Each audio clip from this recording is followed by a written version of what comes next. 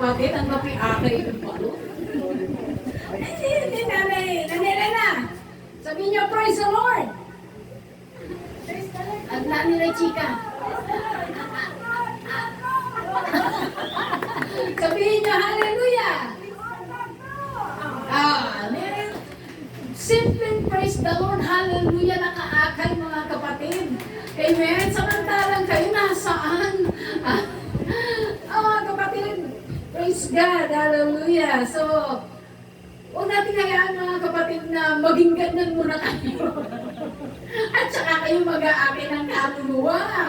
Mga kapatid, huwag nyo nangantay na gutay-gutay na kayo at saka kayo magsasabi na makabuti ng Diyos. Mga kapatid, huwag nyo nangantayin. Habang may kalakasan kayo, habang pinagkakalooban kayo ng Diyos, ng hininga, ipagamit natin kay Lord. Imagine, tinan niyo si Nanay Elena, nakailang buwan pa lang dito. Amen? Kailan siya nag-start? Kailan kayo nakarating dito ni Nanay Elena?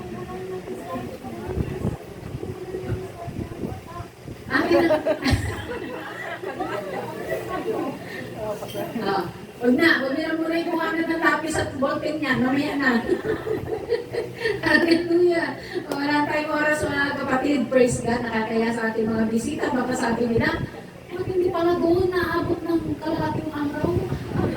Ang service, hindi na ako babalik dyan. Pero po kayo mag-alala sa ating mga bisita, meron po kaming tanghalian. Kung kayo po ay kumakain ng masarap na balatong, sa mga hindi kumakain dyan, pasensyahan tayo. Mga kapatid, pero hindi lang yun mga kapatid, ang ipinilpare ng ating Diyos. Amen? Meron talagang dati sa good provider kasi alam ko naman ang isa dyan ayaw kumain ng balatong. Amen? Talagang pang balatong na parang siya ay pinagkaitan. Amen? Pero ang Diyos napakabuti. Hindi lang yun ang nakahanda. Amen? Palakpak muna ng malakas sa ating Panginoon Diyos. Praise God. So, welcome again sa ating mga bisita. Praise God. At naniniwala ko na hindi po kayo nagkamali ng inyong pinuntahan. Kasi we're the presence of the Lord at nandun kayo, praise God, may pagpapala. Amen? Pansinin ninyo, yung lahat ng mga tumayo dito, pinagpala, may bigas, may blessing cash. Amen. Praise God. Ganun po kabuti ang ating Panginoon. Kasi gusto ng ating Diyos mga kapatid, pag tayo po dumadulo ng mga gawain, praise God, hindi lang naman pagpapala. Yung malakas ka, wala kang karamdaman, wala kang cancer.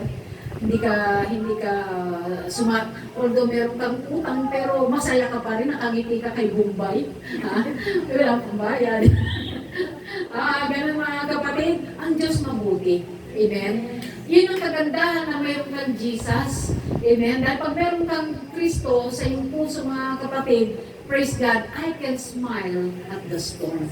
Amen. Kahit may problema, nakukuha mo pa rin ngumiti. Amen ba? Praise God. Hallelujah. So, hallelujah. Let's open up our Bibles mga kapatid in the book of Galatians. Let us all stand mga kapatid for the reading of His words. Praise God. Bigyan natin ng paggalang ang salita ng Diyos. Let's read it mga kapatid in the book of Galatians chapter 3 and verses 13 to 14. Okay. Praise God. 13 and 14 mga kapatid, praise the Lord. Sabi niya dito, hallelujah. Sa sumpa ng kautusan ay tinubos tayo ni Kristo, na naging sumpa sa ganan atin sapagkat nasusulat, sinusumpa ang bawat binibitay sa punong kahoy. Verse 14, upang sa mga hentil ay dumating ang pagpapala ni Abraham. Tayo po yung mga Gentiles mga kapatid. Praise God. Na kay Kristo Jesus upang sa pamamagitan ng pananampalataya ay tanggapin natin ang pangako ng Espiritu. Amen? Praise God. Hallelujah. So ito po mga kapatid ay mayroon pong pinamagatang, pwede ba ang blessing ay maging sumpa? Okay, so tayo po manalangin. Praise God, hallelujah. Thank you, Lord Jesus. Napakabuti mo sa amin, Panginoon. Hindi po namin alam kung ano ang mensahe muli, Panginoon, ay papatid mo. Rima, Panginoon, hallelujah sa bawat isa.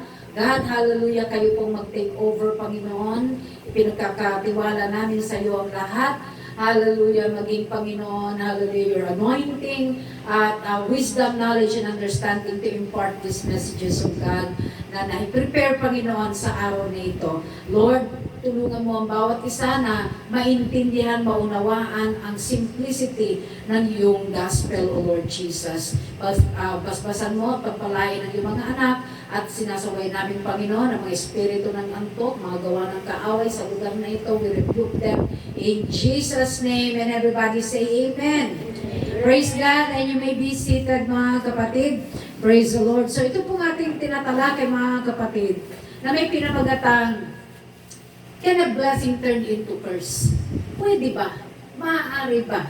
Pwede bang mangyari na pinagpala ka na, pero hindi mo akalain, mga kapatid, na yung blessing mo, the curse, possible ba? Yes. So ito po ang ating aaralin, mga kapatid, sa umagang ito. So there's two important things to discuss, blessing and curse. So, of course, walang may gusto dito ng curse. Ang gusto natin, blessing. Ha? Lahat ng gusto ng blessing, magsabing Amen. Amen. Be it unto me, Lord. Praise God. Hallelujah. So first and foremost, mga kapatid, when we receive Jesus Christ as our Lord and first personal Savior, tayo po, mga kapatid, ay recipient na ng pagpapala. Pinagpala ka na ni Lord. Bakit? Number one, pinagpala ka dahil ang pangalan mo na isulat na, nailista na sa aklat ng buhay. Amen.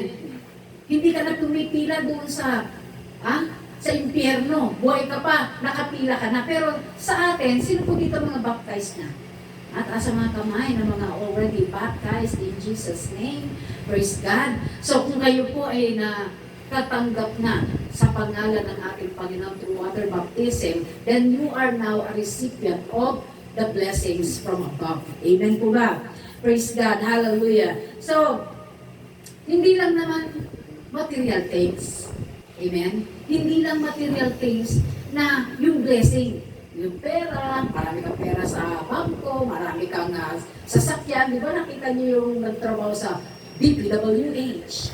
Ha? Pambira, 30 luxury car. Ha? Grabe, mga kapatid, kanina madaling araw, napanood ko yun. Pero sabi ko, di isa doon wala tayo. Ha? Nakakalungkot, mga kapatid, na ang isang akala mo blessing, pero yung pala, mga kapatid, napakapangit ng pinanggalingan.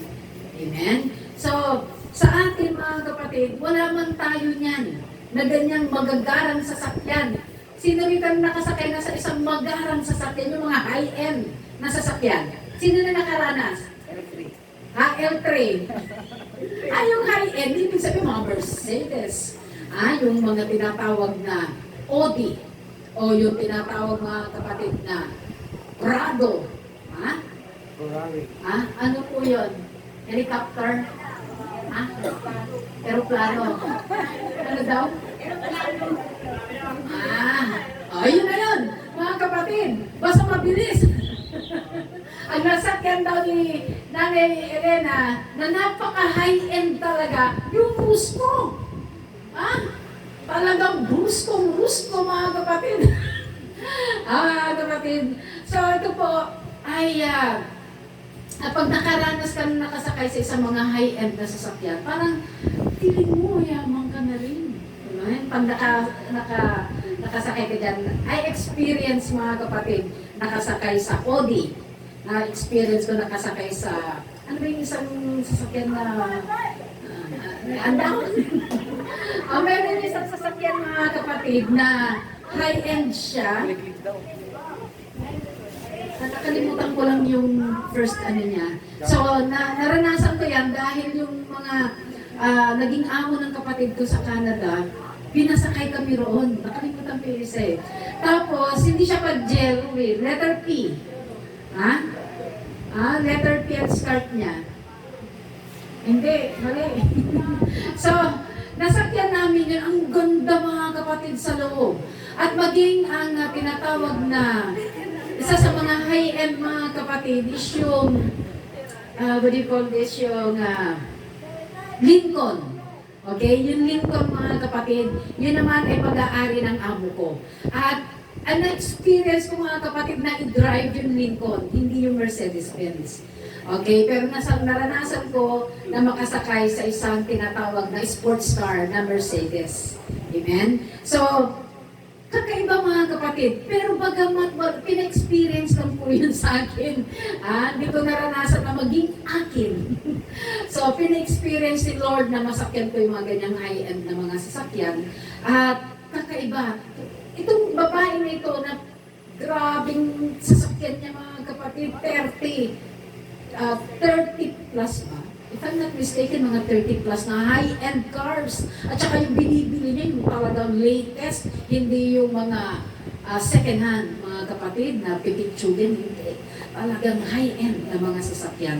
So, ito yung mga material things, mga kapatid. Mayaman sila, maraming pagkain. Pero mga kapatid, walang Jesus. Ito yung problema. Kahit sabi nga ng Biblia, makamtan mo ang buong mundo. Pero ang kaluluwa mo ay mapapaniwara, walang kwenta. Amen? Kahit mahirap tayo, wala tayong mga ganyang klase, mga kapatid. And yet, mga kapatid, praise God, may Jesus tayo. Mas mayaman pa tayo sa kanila. Dahil ako, na-experience ko just Sunday, sinabi ko sa inyo na itong mga taong ito na mga high-end ang sasakyan, mga talagang grabe, mayaman sila pero problemado sila. Mayaman sila pero may cancer yung babae. Mayaman sila pero yung asawa niya ng bababae. Kahit marami kang pera, pero yung utak mo mga kapatid, mabulog. So useless. Mas masarap yung may blessing ka, may Jesus ka pa. Amen? Ang sarap nun. Kasi bakit mga kapatid, kahit may pagpapala ka, na yung bang nai-impart mo yung blessing na papakinabanan ni Lord, yung resources na mayroon ka. Amen? Praise God. So na very broad, napakalawak ng pag sinabing blessing, malawak po ito. Yung mayroon kang tinatawag na buhay ka pa ngayon. Di ba ayaw yung pang mamatay? Sino rito gusto na mauna? Di ba wala? Gusto natin na ayaw talaga natin magkasakit. Gusto natin mga kapatid na makita natin, makapiling pa natin yung ating mga pamilya. Ayaw natin silang iwanan pa. Amen? Praise God. So isang pagpapala, isang buhay mga kapatid, mayroon tayong pamilya na dinadamayan tayo, yung masaya tayo, nakikita natin yung mga nandyan, yung mga ladies natin sa likod, na mayaman sila sa apo. Mayaman sila sa apo. Mayaman sa, kahit na gano'n mga kapatid, praise God, ay isang pagpapala yan. Amen? Praise God. Palakpakan muna natin ang ating Panginoon. Hallelujah. So Jesus Christ was become a curse so we can receive the blessing. Ito yung binasa natin mga kapatid. Kinuha na ni Lord yung ating pong mga kahirapan. Amen. Itong minsan meron tayong mga, bakit ganito, meron pa rin akong karamdaman, meron pa rin akong kahirapan. Kasi mga kapatid, ang kailangan natin yung renewing of our minds. Ito lagi kung sinasabi mga kapatid, kapag hindi mo talaga binago yung takbo ng utak mo, hanggang sa mamatay ka, ganun ka pa rin. Amen. Pero kung nire-renew mo, paano ba nire-renew? Parang nagre-renew ng passport. Di ba pag malapit ng yung passport mo, maglalaps na yan. Pinare-renew mo na yan. Yung license mo sa pagmamaneho. So, pinare-renew mo yan. Kasi once hindi mo yan ni-renew, especially yung mga driver, pwede silang huli ang laki ng multa niyan. Especially kapag LTO ang nanghuli. Amen. So, dito mga kapatid, sa binasa natin na upang sa mga hintil ay dumating ang pagpapala. Okay, sino yung hintil? We are the Gentiles, mga kapatid. Tayo yung, sa Biblia, mga kapatid, mababasa ko dito, pag sinabing Gentiles ka, o hintil ka, walang pakialam si Jesus Christ kayo. Ang focus ni Lord nasa mga Hudyo, sa mga kalahin niya, sa mga lang niya, mga kapatid. So ngayon mga kapatid, binuksan ng Panginoon ang pagkakataon na ang mga Gentiles na kagaya natin, ang mga hintil, mga marumi yan. Ang mga Jews, ayaw nila hindi sila kumakain ng mga, di ba yung mga sabat, hindi sila kumakain ng, what do you call this, yung may kaliskis, ay hindi sila kumakain ng walang kaliskis. Tama ba? Okay. At ano pa? Bawal ang baboy. Ha? Bawal ang, maraming bawal mga kapatid kasi malilinis yung mga kinakain ng mga Hudyo. Samantalang ang mga Gentiles, mga kapatid, kung ano-ano kinakain yan. Kagaya natin. Kagaya nila. Mahilig kumain ng aso. Ha? Yung mga bawal na mga Gentiles, mga kapatid, kumakain ng mga dugo. Ay, yung mga dinuguan pala. Yung mga dinuguan, yung mga Betamax. Ay, ngayon ko lang narinig yung Betamax na yan. Meron palang Betamax na, anong tawag dito? May tawag din eh. Ano bang, ano? Yung buo-buo. Ha? Yung mga mahilig dyan sa barbecue. Kung maaari pa kayo, hindi nyo alam yung Betamax, ha? Mabenta kaya yan. Pag wala kang ulam, solve na solve ka na pag meron na yan. Pero, we as Christians, mga kapatid, iniwasan na natin yung mga bagay na yan. Amen? Hallelujah.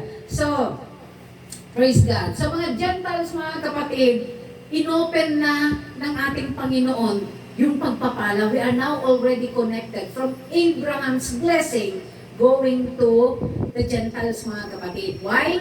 Kasi ang ating Panginoon namatay, hindi lang para sa mga Hudyo, kundi para sa lahat na. Amen? So we are now being connected with the spiritual blessings. Ano yung spiritual blessings? Ito yung mga hindi nag-aaral. Ano yung spiritual blessings? Invisible. Ayan. Pag sinabing spiritual from the root word spirit, hindi nakikita, invisible na pagpapala. So paano mo nga hindi claim yung invisible blessings o yung mga spiritual blessings? Through faith. I-claim mo yung by faith. Hindi mo pa nakikita, pero pinaniniwalaan mo na. Amen? At kailangan, ano yung sinasabi ko lagi, kailangan may backup ng salita ng Diyos. For example, ulitin ko ulit. Wala kang pera. Ay, nandiyan naman si Bombay. Dami ngayong mga online na mga apps na utangan. Visible, mga kapatid, ang tinitingnan agad natin. But there is a promise from the Word of God, mga kapatid, but my God shall supply all, hindi some, all my needs, according to His riches, hindi according to His poverty, kasi mayaman ang Diyos natin. Amen? So pag mayaman ang Diyos mo, everything kaya niyang ibigay. Amen? Pero kailangan mong paniwalaan kasi ito yung problema. Pag hindi ka talaga naniniwala, hindi na please ang Diyos natin. Amen? Hindi natutuwa ang Diyos kung lumalapit ka sa Kanya, nananalangin ka, at pagkatapos mayroon ka pa rin unbelief. Mayroon ka pa rin doubt. Hindi magre-respond. Hindi tutugon ang Diyos kung mayroon ka pa rin tinatawag na, doubt. Ito yung pinaka, sa totoo lang, sa paglilingkod sa Panginoon, ito po yung pinaka mahirap tibagin. Hello? Mahirap tibagin yung doubt. Especially kapag visible o nakikita mo na talaga. Let's say, halimbawa, cancer. Stage 4. Naku, wala ba talaga? Kailangan i-ready ko na si St. Peter. Kailangan ko nang i-ready. Kasi stage 4 na. Malabo na talaga to. Kasi nakikita mo. Tama? But sabi nga lagi, mga kapatid, the devil is a liar. The devil is a liar. Ibig sabihin, mga kapatid, pinaniniwalaan natin yung sinasabi ni Satanas na sinasabi, mamamatay ka na. Ihanda mo na yung mga inheritance o yung mga ipamamana mo sa yung mga anak o sa yung mga pamilya. Yung mga magpapatotoo, next week na lang kayo Yung 3 beshies. Yung isang beshi nandito Okay. So mga kapatid, praise God. Tandaan po natin na kahit nakikita mo na, i-rebuke mo talaga yan kahit stage 4, yung namatay na nga. Hello? Yung patay na, binuhay pa ni Jesus Christ. Possible ba yan? Yes, mga kapatid. Only believe. Kailangan ng, kailangan ng, nandiyan pa ba kayo? Anong kailangan? Ayun, faith. Kailangan ng pananampalataya. Kasi pag wala kang pananampalataya, mga kapatid, hindi siya magre-respond si Lord. At walang backup ng scriptures. So every time na meron kang problema, let's say, karamdaman, but my God, He is the God that healeth us. By your stripes, we are healed. Sa pamamagitan, Lord, ng iyong mga tatay, ako ay gumaling. Nasa Biblia ba yun? Yes.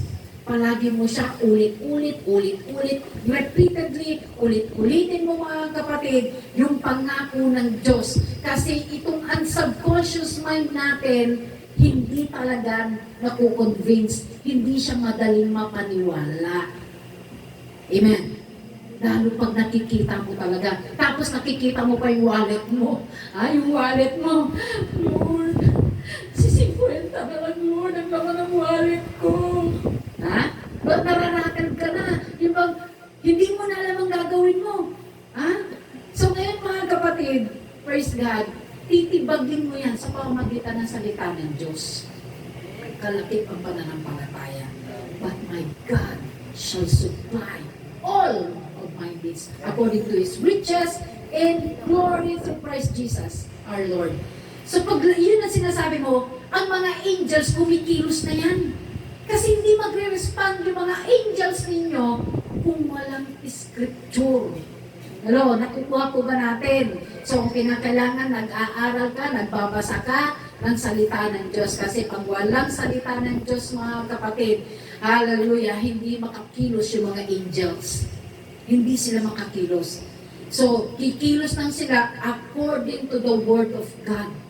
Amen? Hallelujah. Ano pa mga scriptures, mga kapatid? Pag halimbawa, merong, lahat naman tayo dito naniniwala tungkol sa mga kulam. Hindi ulam, kulam. Sino naniniwala sa mga kulam-kulam? Taas ang kamay. Ay, walang naniniwala. Totoo po yan. Mga kapatid, I remember, meron akong kasama na isang kaibigan ko sa Hong Kong during that time. At siya po mga kapatid ay kinulam. At ito po kaibigan ko na ito, kaya siya kinulam dahil yung asawa niya, sumakabilang bahay. Sumakabilang bahay. Ngayon, syempre, si original nandun sa Hong Kong.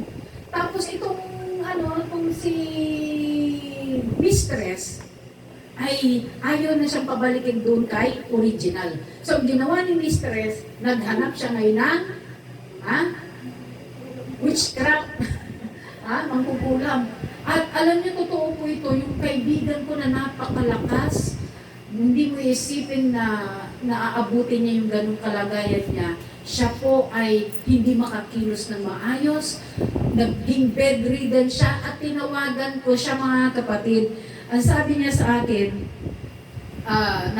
nasa Hong Kong ako, tinawagan ko siya, kumusta ka na? Sabi ko sa kanya, alam mo, iba yung pakiramdam ko because they are what do you call this? Hindi sila believer. Hindi pa sila naniniwala kay Lord. So, alam niyo mga kapatid, itong taong ito, sabi niya marami akong nakikita. Meron akong mga karamdaman na nararamdaman ko na hindi ko maipaliwanag. Alam niyo mga kapatid, sabi niya at hindi ako makatulog. So, yung oras na yung mga kapatid, pinag-pray ko siya. Pinag-pray ko siya mga kapatid at kinabukasan tinanong ko siya, kumusta ka na? Naka-recover ka ba? Oo, nakatulog ako. Bakit? Kasi may balot ng panalangin. And what is the scripture that is fitted? Akma doon sa mga ganyang bagay. Amen? Praise God. So, no weapon formed against me shall prosper. Isaiah chapter 54 verse 17. Every time mga kapatid, pag gising mo pa lang sa umaga, because you never know kung ano ang inyong kakaharapin. Hindi mo alam, minsan nagugulat ka na lang, may pagsubok. Tama ba? Nagugulat ka na lang. So every morning mga kapatid, you need to make a declaration. Pag gising mo pa lang sa umaga, dapat meron ka ng mga scriptures na talagang panama mo, meron ka ng panangga mga kapatid. Kahit tatlo lang, kahit na Kahit 5. Kung kaya nyo ng marami, the better. So, pag-isip nyo sa umaga na nanalangin, sino rito na nanalangin every morning? Walang sinungaling dito, alam ko. Ha? Every morning, make it a habit na hindi agad yung cellphone ninyo ang nauuna. Amen? Hindi agad mga kapatid yung mga notifications, hindi yan ang dapat na inuuna. Ang inuuna, kaya nga sinasabi ng Matthew 6:33, but seek ye first the kingdom of God and His righteousness, and all these things shall be what? Added unto you. I-add na lang yan ng Panginoon. So, una mong gagawin, manalangin ka, pagkatapos yan, magbasa ka. Huwag niyong kakalimutan, if you are a believer, huwag na hindi kayo nagbabasa because this is our spiritual diet.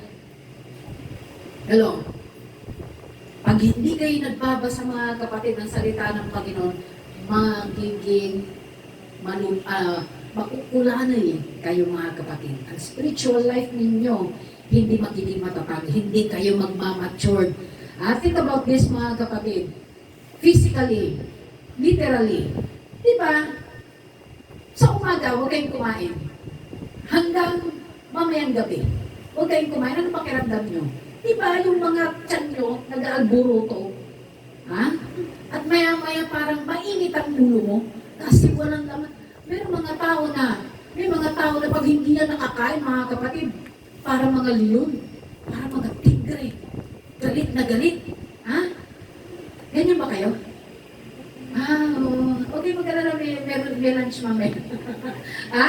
Galit na galit. So, ganun, mga kapatid, sa physical aspects, mga kapatid, pag hindi ka kumain ng morning, lunch, at saka dinner, manghihina ka. Pwede na lang pag ikaw ay nag-aayuno o nagpa-fasting. Amen? Kasi nakafocus ka sa Word of God. Pero kung hindi ka fasting, mga kapatid, and especially if you don't believe, mga kapatid, sa mga bagay na yan, normally ang tao mainit ang ulo pag hindi nakakain. Amen? So, the thing is, same in our spiritual aspects, kalagayan. Pag hindi kayo nananalangin, hindi kayo nagbabasa ng salita ng Diyos, at hindi rin kayo nagkakaroon ng disiplina pagdating sa pag-aayuno. Dumarating, mga kapatid, yung pagsubok, you are not aware. Dumarating, mga kapatid, yung mga bagay sa buhay mo, mahina kang di mo kayang labanan. And ang tendency, backslide ka. Konting pagsubok, ayaw mo na mag-church. Konting pagsubok, mga kapatid, tinalikuran mo na si Lord. Meron ba niyan dito? Wala niyan dito sa Amazing Grace. Pag tayo po, mga kapatid, ay palagi natin pinakakain ng ating spiritual life, asahan mo, mga kapatid, ikaw ay madaling mag-matured. Hello? Madali kang maging matured Christian. Hindi ka titisurin. Hindi ka madaling matisod sa sinasabi ng mga kapatid mo na nasa paligid mo. Amen? Praise God. Bakit? Malakas ka eh. Spiritually, malakas ka. At pag malakas ang spiritual life mo, carry na yung physical aspects mo. Amen? So, number 1, mga kapatid, tandaan natin na napaka-importante yung ating pong spiritual diet. Hello? Diba? Pag kumain ka ng lagi puro junk food, ano nangyayari sa katawan mo? Kumain ka ng chichirya, tapos sinabayan mo pa ng soft drinks, nag-guilty ka pa, mamayang gabi pizza, tapos coke ulit, tapos bukas french fries, sarap, tapos ininuman muli ng soft drinks na may french fries, mga kapatid. At pagkatapos sa lunch naman, mga kapatid, tokneneng. Alam niyo yung tokneneng? Hindi niyo alam yung tokneneng? Sino nakakalam ng tokneneng? Yung kwek-kwek, mga kapatid. Yung mga ang narinig ko lang yan. Yung mga kwek-kwek. Tapos, mga kapatid, ang lakas sa kolesterol niyan. Tapos nagtataka ka, bakit high blood ka? Hindi lang yun. Yung pagkatapos ng mga kapatid, wala kang kadisiplina, kinuha ka na at tuloy agad ni Lord. Wala pa sa panahon, mga kapatid, maging premature death ang inabot mo. Bakit? Walang disiplina. Spiritual diet. Tapos, wala ka nang disiplina sa pagkain, puyat ka pa ng puyat. Yung mga puwetang-puwet dyan, mga kapatid, yung hanggat hindi ka inaantok, sige pa sa pagsiselfon. Pwera na lang pag uminom ka ng isang timbang kape, kagaya na nasa likod dyan, uminom na isang timbang. Sa family cup, libre ang brewed coffee. Yung kape barako natin, mga kapatid, talagang nag-i-enjoy sila kasi libre. Libre. Nilagyan lang na, meron siyang tumbler para timbang, mga kapatid. Binaon ngayon. Problema, walang tulog. Apurido, mga kapatid. Hindi niya alam kung paano. Hindi na niya alam kung paano gagawin niya sa buhay niya. Meron pa siyang pasok bukas. Mga kapatid. Kaya, huwag kayong disiplina. Disiplina ang kailangan, mga kapatid. Tapos, first time mo pa, tapos ang sarap pa naman kasi ng brewed coffee dahil ang daming coffee mate. Yung coffee mate, ginawa niyong gatas. Hindi kayo nahihiya. Abusado kayo. Libre, dapat patuto tayo, meron pa palang iinom. Hindi yung isang buong coffee mate, ibinuhos mo doon sa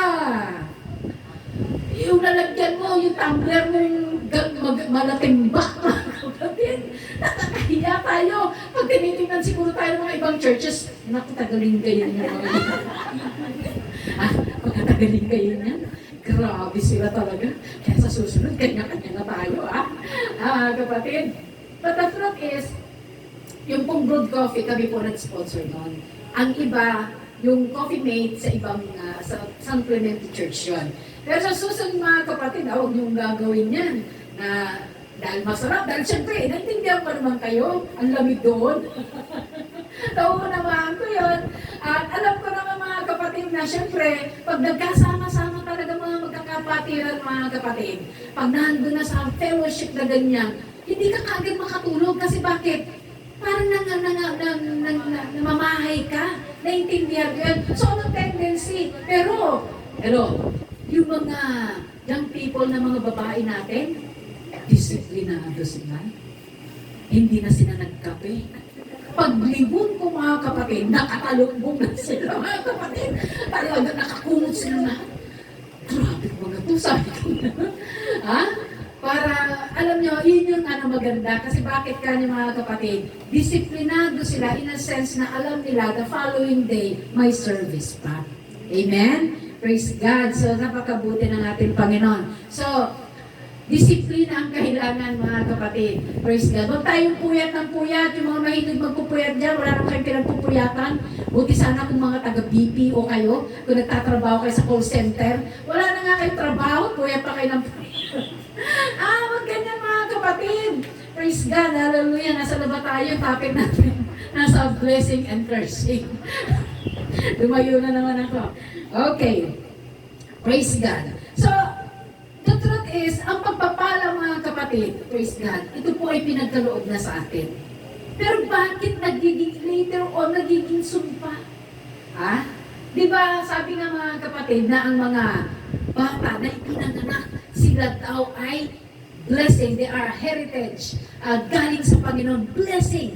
Pero bakit nang lumaki, mga kapatid, hindi na naging blessing yung bata? Minumura ka na ng bata. Nung lumaki sila, mga kapatid, ayun ka, tapos ikinakahiya ka pa. Bakit naging gano'n? Yung una doon, tuwa ka. Lord, ito yung pinag-pray ko, Panginoon, na matagal ng panahon. Ito, Lord, yung nais namin mag-asawa na magkaroon kami ng anak. Pinalaki mo, mga kapatid, at pagkatapos nung lumaki, kulang na lang, sakmaling ka na. Ang sabi ng nanay ko na nabubuhay pa yung aking ina, sabi ng mother ko, siyempre naglaki yan na mayroon na mga palaibat, sagot na ng sagot, kung alam ko lang, sabi ng nanay ko, kung alam ko lang, lalaki ka ng ganyan, maliit ka pa lang, pinindot ko ng ilong mo. Hindi na kita, parang hindi na makahinga. Parang hindi ka na makahinga. Ngayon, iba't-ibatan mo mga ganon yung terminology ng aking ina nung sila po ay nabubuhay. Pero hindi ko sinabi sa akin yun. So mga kapatid kong mga pasaway. Ngayon, ang aking kapatid, Dahil lagi namin itong naririnig sa aming ina. Yung aking kapatid na isang teacher sa May Kawayan, ay nagkaroon siya ng anak na dalaga na. Ang problema mga kapatid, hindi naman siya problema, blessing pa rin naman. Yung kapatid ko na ito, dalawa na yung malalaki, mga teenagers na sila, nag-graduate, mag-graduating na yung dalawa kong pamangkin. And all of a sudden, nagbuntis. Nagbuntis yung kapatid ko. At the age of 40, nagbuntis siya. Ngayon, syempre, si nanay, nagtatrabaho, pumapasok sa school. Pagkatapos, syempre, yung bata, si ate o yung anak na babae ang titingin sa bata. Especially kapag si nanay, busy sa mga lesson plan, etc. Tapos, utosan ng ina, anak, ano mo nga yung bata? Baka mahulog, etc.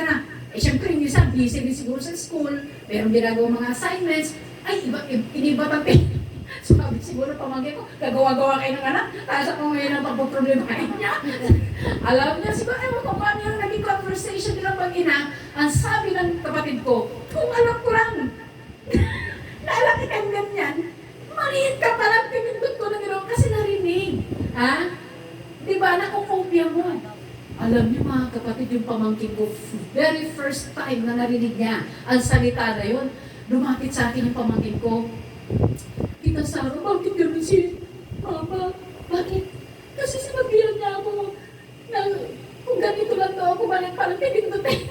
Hirap ko, sabi niya gano'n. Bakit gano'n siya? Sabi ko, hinahanap ang ina mo, sa nanay ko yan, sa nanay namin. Naging expression na lang yan sa ina. Kaya magsasamaan loob mo kasi lagi namin na naririnig sa aming ina. So, naintindihan ng pamangkin ko yung sitwasyon. So, mga kapatid, praise God, nami-mishandle yung paglaki ng bata. Nakikita mo, pinalaki mo, tinuruan mo, pero bakit nang lumaki, naging halimaw? Naging halimaw mga kapatid, naging drug addict, naging problema ng community. Ano ang naging problema? Ano ang missing link? Ano ang problema? So, ang nagiging problema minsan mga kapatid is hindi po tayo kasi naging connected sa ating Panginoon. Especially when you are a Christian mga kapatid. Dalhin mo yung anak mo sa church, kahit magulo pa yan. At least yung bata, nakakalakhan niya na siya ay darating yung panahon na siya ay lumalaki sa church, natuturuan. Amen. Praise God. So, naintindihan ko, yung mga magulang ayaw nang magugulo. Ha? Especially kapag yung apo mo, di na lang, may mga apo dyan na talagang hiyang-hiya na yung mga nanay. Hiyang-hiya na silang dalhin ang kanilang mga anak dito sa church. Dahil imbis na sila makapag-concentrate, disturb, nagugulo sila mga kapatid. So naiintindihan, but still, kailangan silang maturuan. Bakit? Kailan natin iintayin mga kapatid na sila'y turuan? Ang masakit nito, sanlibutan ang magturo sa kanila. Hello? Huwag natin antayin na ang sanlibutan ang magturo sa inyong mga anak. Kaya kahit magulo sila, minsan naiintindihan natin, still, dalhin natin sa church. Kaya nagkakaroon ng wrong behavior, nagkakaroon mga kapatid na mga drug addict na mga anak. It is because mga kapatid of the toxic people that is surrounding them.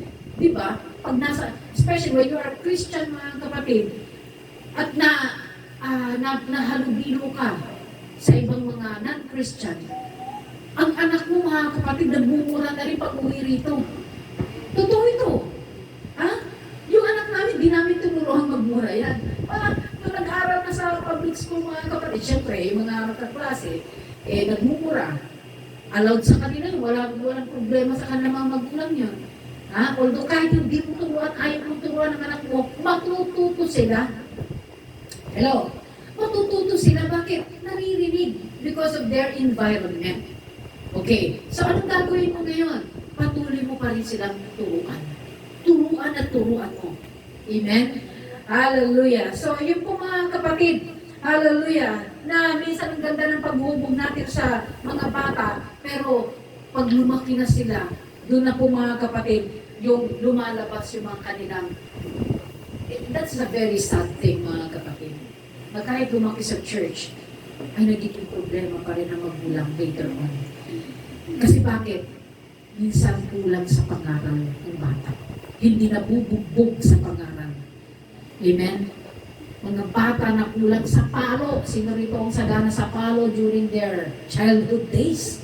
Sino rito ang lumaki sa pamalo? Uy, tulog ko. Ang bait ni Sister Shara.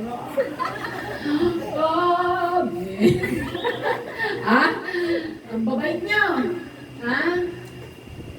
Alam niyo, pag ang isang bata nakaranas ng pamalo yan, kasi nakukorek mga kapatid. Thy rod and thy staff, they comfort me. Yun ang sinabi ng Psalms, Book of Psalms 23 mga kapatid. Walang namamatay sa pamalo. Kaya yung mga young people natin na magiging nanay, huwag kayong matakot na gamitan niyo ng pamalo ang inyong mga anak. Kasi diyan po sila matututo. Yung anak namin, sagana yan. Sagana sa pamalo yung anak namin. Konting lang. At ngayon, dahil nahihirap, ang mga bata ngayon sa totoo lang, hindi kagaya ng mga bata dati. Amen? Hindi kagaya ng dati yung mga tao, mga unang tao noon, pag sumipol si tatay o kaya si nanay, wala pang alas 6, dapat nasa bahay na.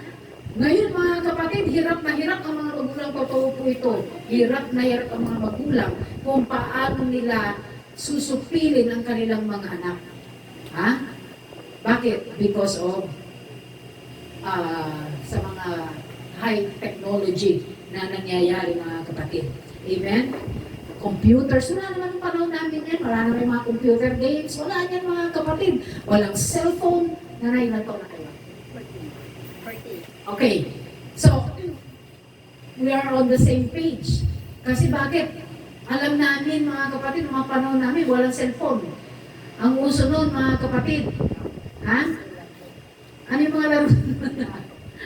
Shato, football, luksong tinik, luksong baka, Chinese garter. Yan ang mga laro ng mga batang 80s. Mga batang 80s mga kapatid. So, ganun kasaya ang buhay ng mga bata noon. Pero ngayon mga kapatid, ang mga bata ngayon, nagsusulo. Lalo, nauso ng internet. Wala namang internet during those times.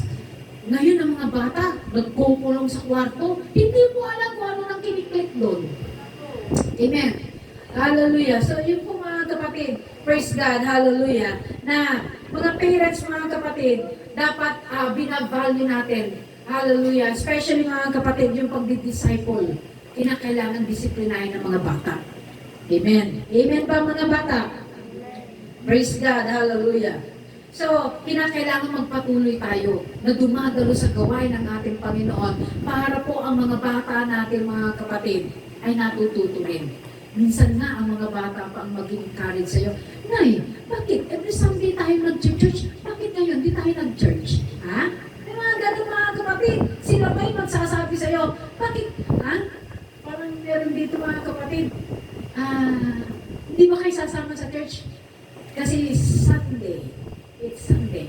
Ang sabi ng nanay na ito, hindi ako makakadalo. May malaking demonyo rito sa tahanan ko. Sabi niya, Sabi ng bata, doon sa bahay namin mayroong malaking tuko. Hindi naintindihan ng bata yung sinabi nung nanay. Ibig sabihin yung parang istorbo o yung malaking demonyo, yung pala yung asawa. Because this little boy, siguro mga 5 years old or 6, 7, tinanong, Nanay, bakit hindi kayo sasama? Hindi. Kasi may malaking demonyo rito. Kapatid, tumatawa kayo dyan sa likod.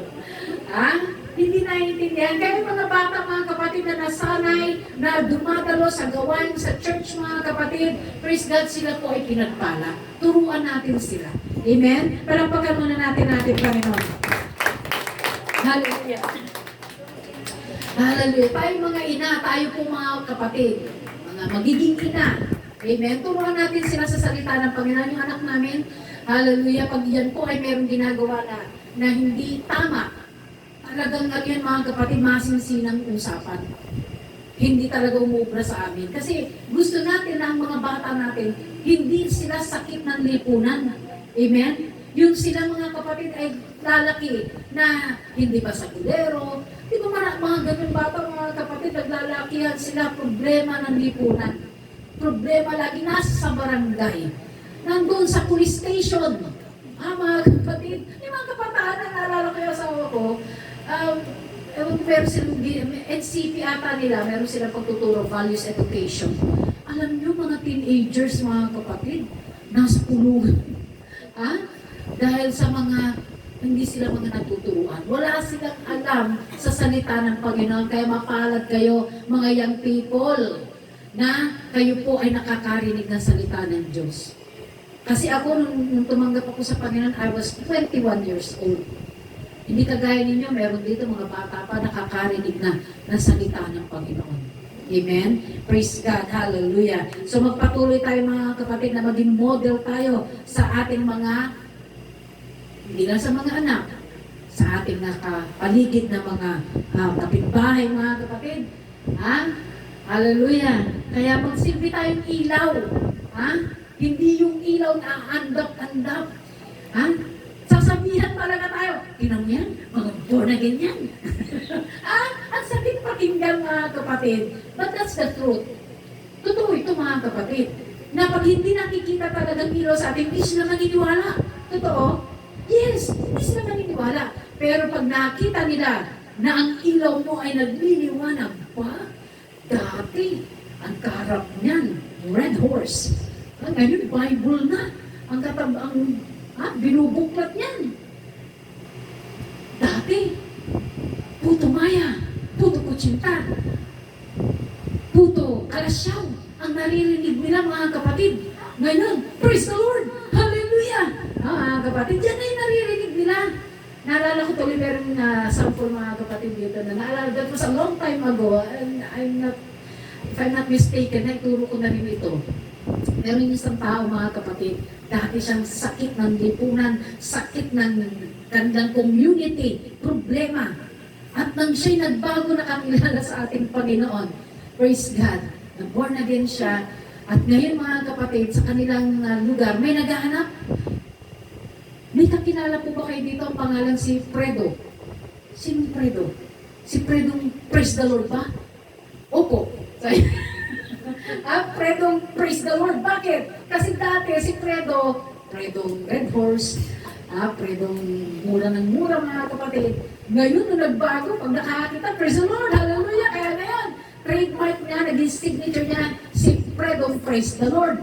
Gusto niyo ba tawagin kayong Shara, hallelujah! Gusto niyo ba tawagin ka, si Sister Remina, yung Praise the Lord, hallelujah, born again? Kilala namin na. Gusto natin makilala tayo sa ganun kaparaanan. Amen ba? Gusto natin mga kapatid na mangamoy Jesus tayo, hindi amoy red horse. Hello? Gusto niyo mag-amoy Jesus? Alam niyo ba mag-amoy Jesus? Yung mabango kayo mga kapatid, ibig sabihin, yung ilaw nakikita. Amen po ba? So napaka-importante yan sa buhay ng isang Kristiyano dahil ang believer, wala silang parang magbasa ng Biblia. Ikaw ang babasahin nila. Amen? Titingnan nila bawat kilos mo.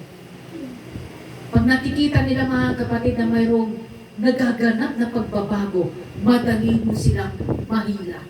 Amen. Amen ba, Nanay Elena? Nasaan na siya? Uwi ba? Tingnan niyo si Nanay Elena. Hindi mo na maririnig na nagpipris na kutukutsintayan mga kapatid. Praise the Lord! Ganun lang kasimple. Nakakay ng tatlo. Ano? Si kayo, nayari kayo magsalita mga kapatid. Si Nanay Elena, tatlong salita lang. Hallelujah! Praise the Lord! Mga kapatid, nakabingwit ng tatlo. Kayo mga kapatid, nasa ng bingwit nyo? Ang gapoy? Mga kapatid, praise God. So, ganun mga kapatid, hallelujah. na tayo po ay pinagpapala ng ating Panginoon. So husayan po natin yung mga blessing na ipinagkatiwala sa atin ng Diyos. Hello? Husayan natin mga kapatid. Number 1, nag-umpisa pa lang po ako. Number 1, na tayo po ay pinagkatiwala ng Diyos. Number 1, yung pong ating oras. Amen. Sabi mo sa katabi mo, oras. Okay. Ang oras ay isa sa mga blessing. Amen. Ang oras mga kapatid, pag hindi natin ito binavalue, praise God, tayo rin po ang masisira. We need to value the time. Ibig sabihin mga kapatid, praise God, huwag nating sayangin. Huwag tayong mag-asaya ng panahon. Yung bang, may mga tao kasi mga kapatid na yung bang tirik ng araw, hindi pa bumabangon. Yung bang alas 10, alas 11, alas 12 na. Mga kapatid, nasa higaan pa yan. Whereas mga kapatid, if you value your time, depende po yan, case-to-case basis, especially kung ikaw ay may trabaho sa panggabi. Pero kung wala kang trabaho mga kapatid, o di kaya nag-review ka, amen, but still, you have to discipline yourself when it comes to sa time mga kapatid. Praise God. So, alam natin mga kapatid na yung oras na meron tayo is limited. Wala tayong tinatawag na unlimited time. Saglit lang tayo dito. Konti lang ang panahon natin dito. Huwag natin siyang sayangin. Every time mga kapatid, praise God. Hallelujah. Bakit ko sinasabi na kailangan i-value yung time? Kasi maraming tao, sabi nga diba, time is gold. Marami ang may moto niyan. Pero ang problema, walang kagana, hindi na ipapasamuha yung ganyang moto. Bakit sinabing time is gold? Kasi hindi nga po hindi po unlimited yung time na binibigay sa atin ng Panginoon. And we don't know when God will take our life. Hindi natin alam. So kinakailangan i-value mo talaga yung oras mo. Amen? Huwag natin lustayin mga kapatid, yung oras na ibinibigay sa atin ng Panginoon, yung puro procrastination. Ano ba yung procrastination? Sa Tagalog. Puro mamaya na lang. Gawin mo na ito. Yung assignment mo, bukas na lang. Yung mga nag-aaral. Kaya sabi ng anak ko kagabi, tingnan mo mama, may napanood ako. Ganito pala yung nangyayari kapag hindi ka nag-aral na mabuti. Sabi niya. So, nakikita niya mga kapatid sa YouTube, yung lalaki nagtanim ng kamote. Kangkong, sa kangkungan pinulot dahil hindi nag-aral ng maigi. Anong ginawa? Naglakwat siya. Mga kapatid, huwag natin sayangin. Sa mga young people natin mga kapatid that they value time, hallelujah, pagpapalain kayo ng Panginoon. So we need to keep doing, mga kapatid, valuing our time. Praise God. So, gusto natin ng in order. Naka-order. Di ba? Nakakita na kayo ng orasan? Yung orasan mga kapatid, hindi siya nasa alas 12, pumunta agad na alas 8. Wala kayo nakita ang orasan, pero lang kung orasan niyo sila. Naka-order siya, wala kayo nakita ang orasan na alas 12, pumunta ng alas 11. Di ba? At ang oras niya ay order. 1, 2, 3, 4, 5, hanggang alas 12 ulit. Pupunta siya doon. Naka-order. Hindi kayo kinakabahan. Kapag yung araw, baka ang lilitaw ngayong umaga, buwan. Hindi kayo kinakabahan. Alam ninyo na naka-order ang lahat ng bagay. God is the God of order. Okay. So, gusto ba natin na ang ating buhay ay naka-order? Gusto natin? Okay, kung gusto mo na ang buhay mo in order, ang gagawin mo ay mag-Matthew 6:33 ka ngayon. May naalala tuloy ako dyan sa scripture. Hello? Nandiyan ba kayo? Sabi nung sa Malakay 3:10, naalala niyo yan yung patotoo mga kapatid ng isang iika po o nagte 10%. Hello, listen mga kapatid, maganda ito. Ang taong ito, napakahilig magbigay sa gawain. Talagang binibigay niya yung kanyang 10% sa church. At nagkaroon mga kapatid ng salot doon po sa kanilang palayan. Doon po sa palayan mga kapatid, napakarami mga kapatid na mga kasamahan niya na mayroong mga palayan na nasalot. Pero ito pong taong ito na matapat na nagtatapat sa Panginoon sa kanyang giving mga kapatid, praise God. Dahil yung salot ito yung balang, ano ba yung balang sa yung ano? I am not sure kung ano yung ano eh. Basta yung balang mga kapatid, nasalot doon sa kanilang taniman. Kinausap niya mga kapatid, halimbawa, papunta na yung balang doon sa kanyang tanim. Kinausap niya yung balang mga kapatid. Huwag kang pupunta rito, sabi. Huwag kang pupunta rito sa ano ko kasi matapat ako sa Panginoon. Kausapin mo yung mga kasamaan ng balang na huwag lalapit sa aking mga pananim. Kinausap mga kapatid, nakinig yung mga balang mga kapatid. Hindi talaga nila sinalot mga kapatid yung kanyang pananim na palay. Amen? Praise God. Nagtaka ngayon yung kanyang mga kasamaan. Bakit? Anong nangyari? Anong nangyari? Bakit yun sa'yo lang ang hindi nasalot? Yun sa amin nasalot, sabi niya. Because of, dahil ito sa Malakay 3 Malakay 3 lang pala. Hinanap nila ngayon mga kapatid, yung Malakay 3 dun sa bilya ng insecticide. Pumunta sila sa mga lugar mga kapatid na kung saan mabibili ito. Sa lugar mga kapatid ng bilya ng mga agricultural products. Hinanap, bakit? Saan bang Malakay 3 na yan? Sabi nung tao. Kapatid, hindi nila naintindihan yung Malakay 3 nasa Bible, mga kapatid. Ang sabi ng Panginoon, bring ye all the tithes into my storehouse and prove me now, sabi ng Panginoon, if I will not open the windows of heaven and pour out such blessings that there is no more room enough to receive it, and I will rebuke the devourer of your blessings.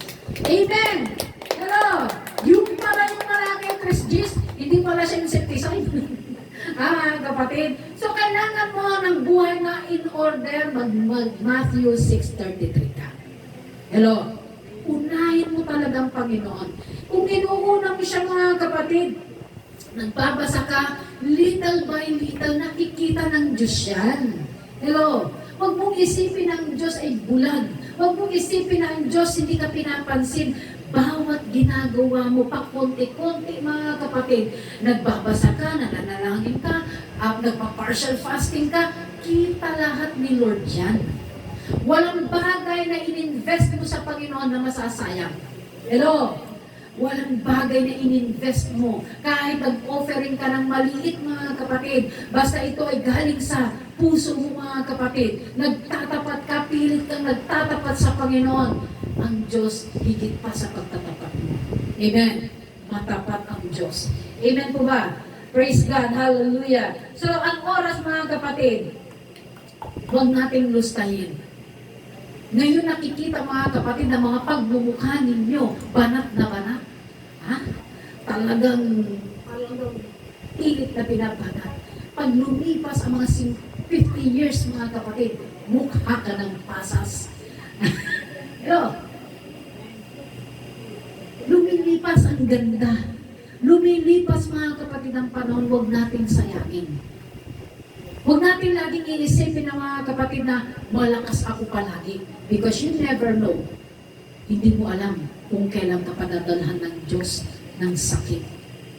Kaya habang malakas ka, habang may hininga mga kapatid, unahin natin si Lord. Amen po ba? Praise God. Mag-devotion tayo, mag-pray tayo, magbasa tayo lagi. Huwag natin kakalitaan yan kasi yan po mga kapatid, ang isang sikreto kung gusto mong ikaw ay forever young. Hello? Bakit? Bakit forever young mga kapatid? Kasi hindi ka na-stress out. Hindi ka na-stress mo, Lord. Be it unto me according to your word. Hindi ka man nakapasa sa kung ano pa man, hindi ka man tinanggap sa kagaya ng isang kapatiran natin mga kapatid, meron siyang gustong-gustong kurso, ang napunta sa kanya ay biology. Yung ayaw niyang kurso. So Lord, be it unto me according to your word. Amen? Huwag tayong magtatampo sa Diyos. Kasi kapag wala talaga tayong naka-store ng mga salita ng Diyos sa puso natin, madali ka magtatampo sa Panginoon. Lord, bakit gano'n? Ha? Pero pag meron kang naipon na salita ng Diyos sa puso mo, maiintindihan mo yung plano ni Lord sa buhay mo. Amen po ba? Palagpakan natin ng isang pa ang ating Panginoon. Pangalawa, second to the last, is yung ating pong mga katawan. Ito po ay isang pagpapala. Tandaan ninyo, blessing ang pagkakaroon natin mga kapatid ng maayos. Nung tayo po ay nilabas ng ating mga magulang sa sinapupunan ng ating mga sa mga sinapupunan nila mga kapatid, praise God, wala kang karamdaman. Healthy ka nang inilabas sa planetang ito. Amen? Pero bakit kailangan mong ibalik kay Lord ng gutay-gutay? Ha? Bakit kinakailangan ibalik mo kay Lord ang katawan mo na nagkaroon na ng tinatawag na komplikasyon? Ha? Bakit? Kawalan ng disiplina. Amen? Praise God. Ang tao dapat natutulog yan at least 6 to 8 hours. Pero ang tulog mo isang oras lang. Ha? Hindi niyo ba alam mga kapatid na blessing yung ikaw ay nakatulog from 9 to, let's say 9 to 4. Yung mga nananalagi, mga nagdi-devotion, okay yung oras na yan. 9 to 4 or 9 to 6 mga kapatid, while you are sleeping, listen mga kapatid, habang tayo po ay natutulog, ang Diyos po may nire-repair sa ating pong mga katawan. Hello? May nire-restore siya sa ating katawan. Kaya nga, di ba, pag masarap ang tulog mo, amen, yung kumpleto ang tulog mo, hindi ka mukhang halimaw. Ha? Yung iba kasi pag kulang sa tulog, tapos tinawag, tala na kakain na! Ano na mukhang halimaw? Kasi bakit? Kulang sa tulog. Ay, mga kulang sa tulog, totoo yan mga kapatid. Pag kulang sa kain, kulang sa tulog, maiinit ang mga ulo niyan, pero ilagay mo in order.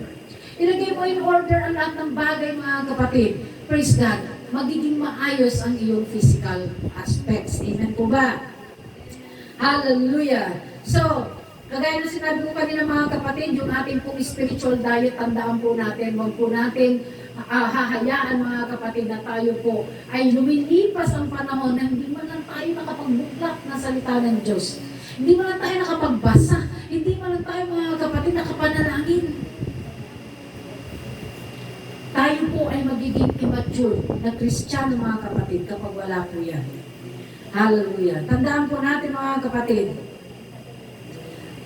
ang kaaway hindi kanya basta-basta sasaksakin o papatayin. Hello?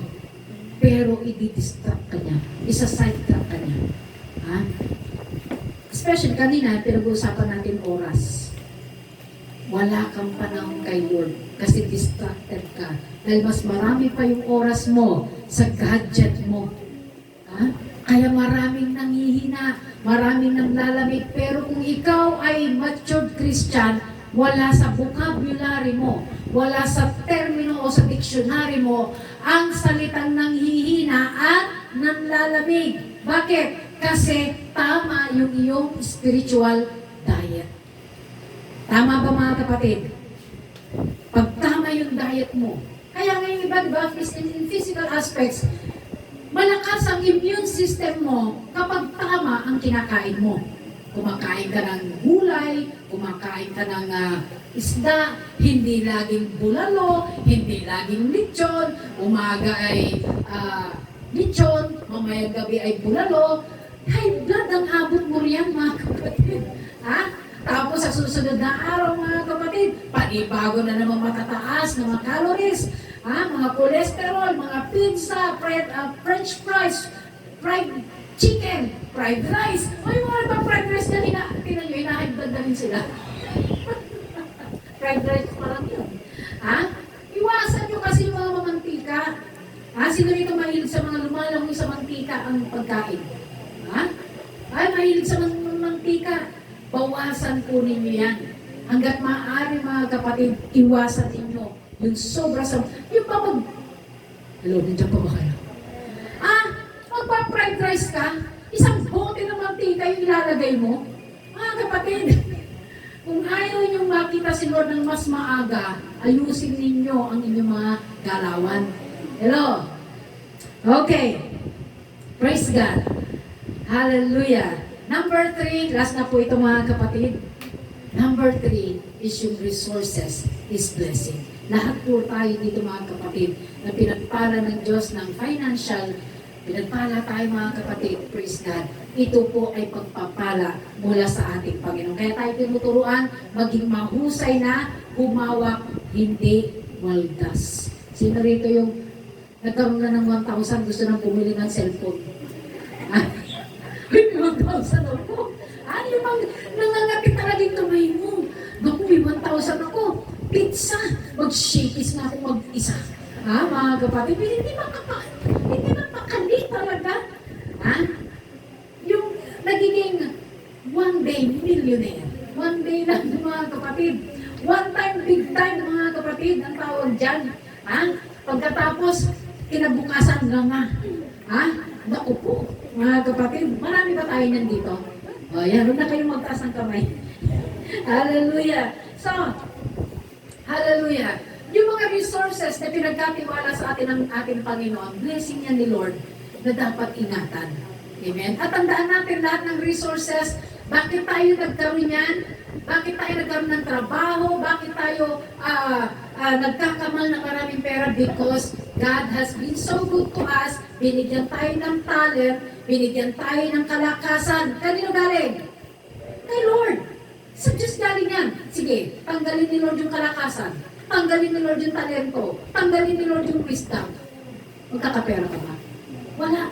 So, i-honor natin ang ating Panginoon with our substance. Ibig sabihin, kung ano man yung meron tayo na tinatangkilik natin mga kapatid, huwag po tayo maging madamot sa gawain ng ating Panginoon. Hindi kasi lahat na binigay sa iyo, ay sa iyo na yung lahat. Hello?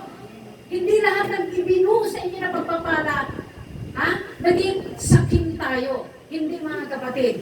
Praise God. Lahat ng ibinigay sa atin ng ating Panginoon, kailangan din natin na mag-impart sa gawain ng ating Panginoon. Amen po ba? Naiintindihan po ba natin?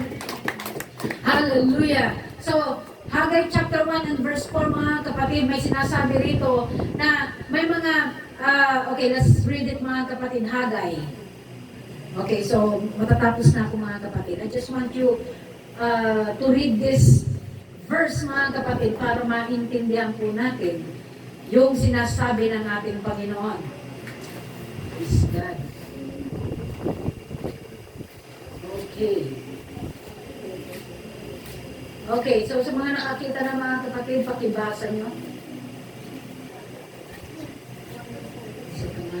Okay, Haggai chapter 1 and verse 4. Ang sabi niya, panahon baga sa inyo na tumangan sa inyong mga, wait lang. Okay. Okay, panahon baga sa inyo na tumangan sa inyong mga nakikisamihang bahay. Samantalang ang bahay na ito ay namamalaging wasak. May ibig sabihin po ito mga kapatid. Itong scripture na to. Na tayo po pinagpala tayo ng ating Panginoon. At pagkatapos mga kapatid, we don't know how to impart our blessings sa church. Na yung kawawang church mga kapatid, maulabat pa sa church tayo kahit paano konkreto. How about yung mga churches mga kapatid na yari sa mga light materials? Tapos, pinagpala ka, naging milyonaryo ka. Palagi kang nasa church at pinagpala ka ng Diyos mga kapatid.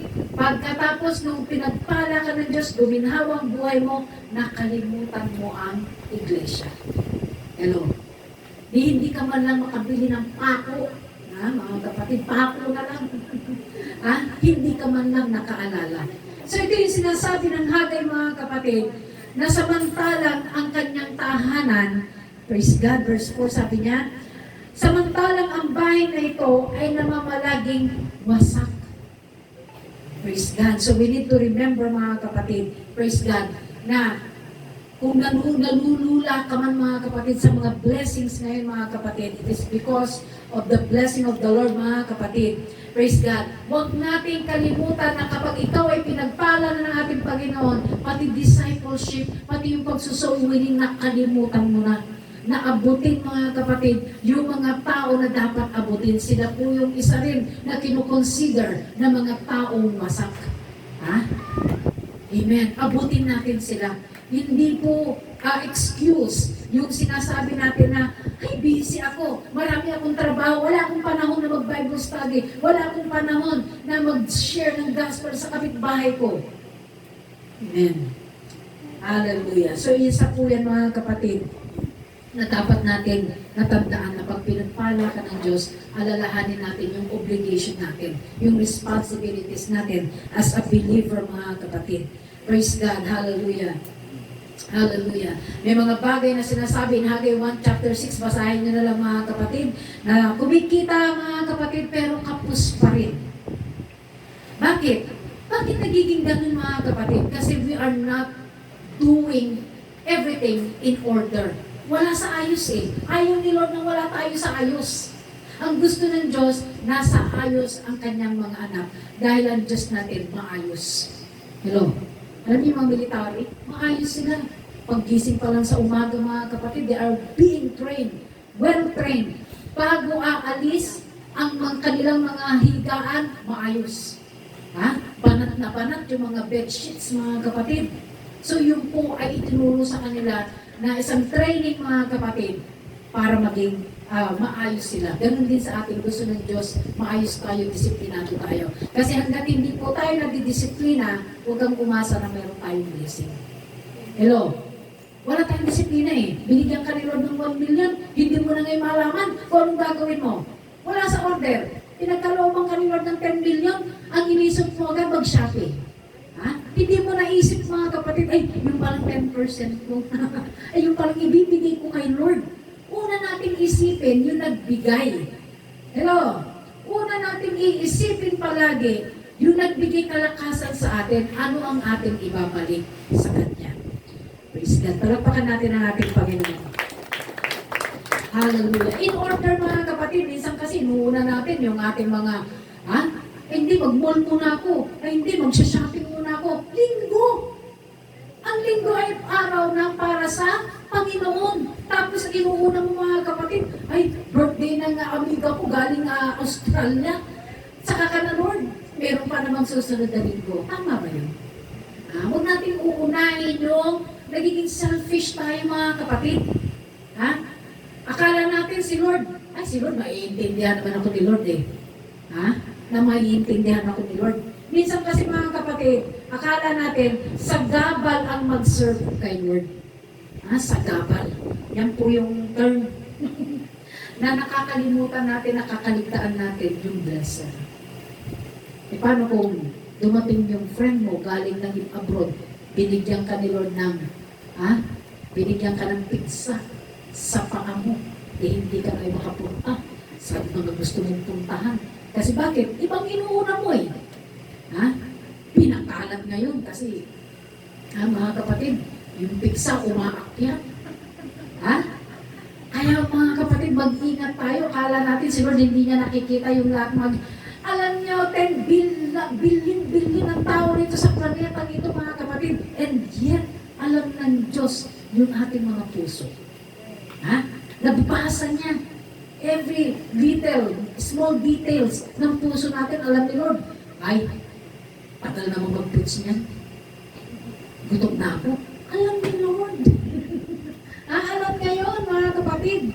Praise God. Kaya nakakatuwa na ang Diyos natin, imagine yung Diyos natin, walang pinagmulan. Wala rin siyang katapusan.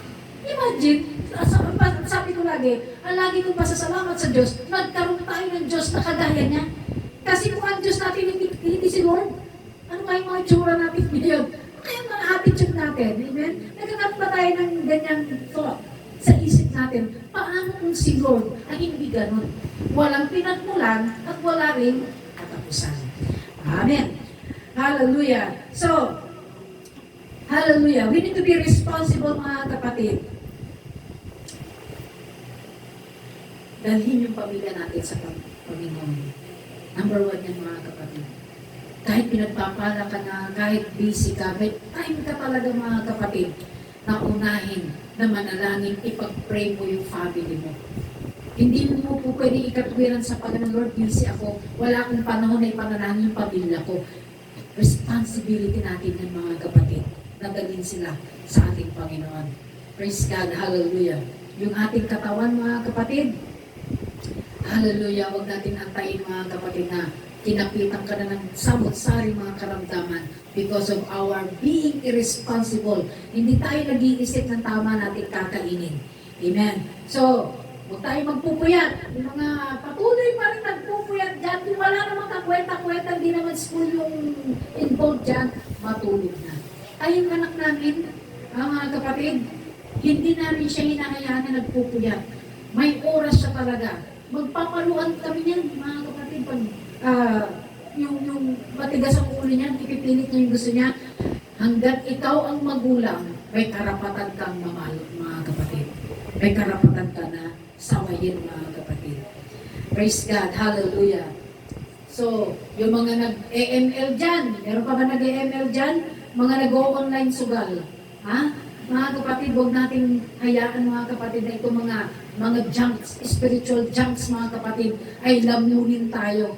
Huwag natin hayaan mga kapatid na mga bagay nito ay magiging hadlang para hindi tayo maglingkod o lumago sa paglilingkod sa ating Diyos. Ang ating mga trabaho mga kapatid, praise God, hallelujah, ay huwag maging Diyos natin.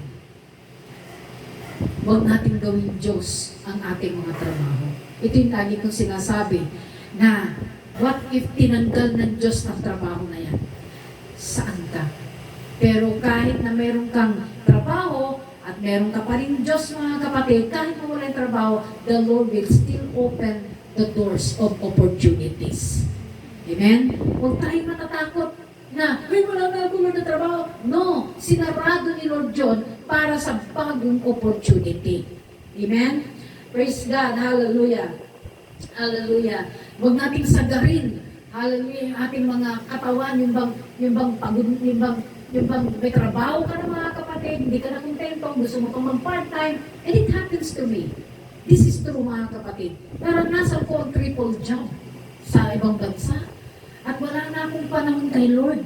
At ang sabi ko kay Lord pag matutulog na ako, thank you Jesus, I love you. Amen. Ha? Ganun na lang. Wala na eh. Pagod na yung katawan mo. So, huwag nating abusuhin yung ating mga katawan. Sabi nga, inheritance that is gotten easily, in the end, it won't be blessed. Yung mga pagpapala na mabilisan mong kinukuha, sa bandang muli, walang blessing yan. It won't be blessed. Ang sabi ng Proverbs. Praise God, hallelujah. Work na tayo ng work, parang wala naman nangyayari mga kapatid. Praise God, there is something wrong in our service sa ating paglilingkod sa ating Panginoon. So, pwede bang bawiin ni Lord ang blessing? Yes, when you are idolizing it. Pag ina-idolize mo na, mga kapatid, ang mga pagpapala, kayang bawiin ng ating Panginoon ang mga lahat ng bagay. Sabi ng Biblia, He gives and He takes away.